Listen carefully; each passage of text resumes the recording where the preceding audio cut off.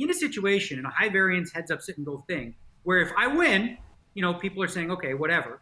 But if I lose, it's like, oh my God, if I lose twice, holy shit. If you lose 3 times, oh my God. Daniel, you tweeted a little bit of an introspective of sorts, and you were speaking about it just a minute ago. But can you give us some insight into how these last losses have affected you on a more emotional level? Well, listen, I go through a day usually, like after a loss, it's like I go through a day and I waste my time on Twitter for a little bit and shoot the shit with people. And then you read a whole bunch of takes, right? And Phil deals with this too, right? Because people always say things about him as well. And it's like the takes are so outlandish. You know what I mean? It's like most of the takes are from people that clearly didn't watch any of them. You know what I mean? For people to say in the first match that he absolutely dominated you and crushed you, it's like, what are you talking about? You know what I mean? It's like you can't. Even Phil would not agree with that take in the first match, right? Mm-hmm. So when you read these takes, and here's the thing: is we put ourselves in the arena, right? Like I put myself in a situation, in a high variance heads up sit and go thing, where if I win, people are saying, okay, whatever. But if I lose, it's like, oh my God, if I lose twice, holy shit. If you lose 3 times, oh my God, So it can be, a lot, I guess. But really, for me, it just takes a day to just deal with it. And then I'm fine. I was able to just take a day off. And I went to Aria and I played some high rollers. I played 2 of them.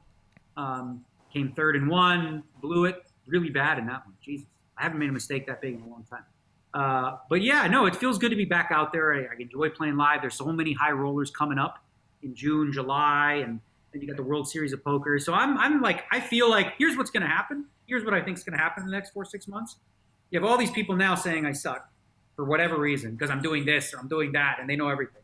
Then I'm going to win a bunch of shit this summer, okay, and go into the fall. And then people are going to say, oh, yeah, because he did this. And most of it is bullshit because really what's going to happen is I'm just going to start running a little bit better. I've gone through, and listen, Phil's been playing a long time too, so he knows this happens. The last year and a half or whatever, the last 2, I've had some, and I don't want to complain and bitch about it because I know it's part of the game. I've had some pretty sick run, in terms of bad luck. And I know that because I've been playing long enough to know the difference when it's me just donking it off or when I've, been in a lot of high, important situations and, been unlucky. So, but I know that evens out, so I'm not worried about it. But it will be fun to watch the narrative switch to oh, no, now he's playing well. When in reality, I'm playing better poker today than I've ever played by 1,000%. Not even remotely close. But people, Daniel, let me add to your voice there.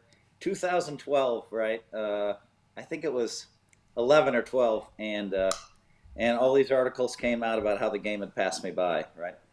And I'm going to say it was 11. The game's passed Phil by.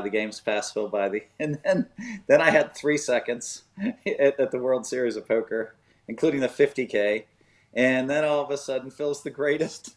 1 month later, 2000. It happens all the time. I think it was 2016 or 17 where I had a really great series. They said, "Oh, the game's passed Phil by again," and then I won a bracelet and I became the all-time leader by even more. And then they said, "Oh, he's the greatest of all time. He's the greatest. He's the greatest." So I mean, the public is going to be fickle. And a lot of people in our sport are going to be fickle. He's Brent Hanks. I'm Jeff Platt. This is No Gamble, No Future. We got sports betting. Oh.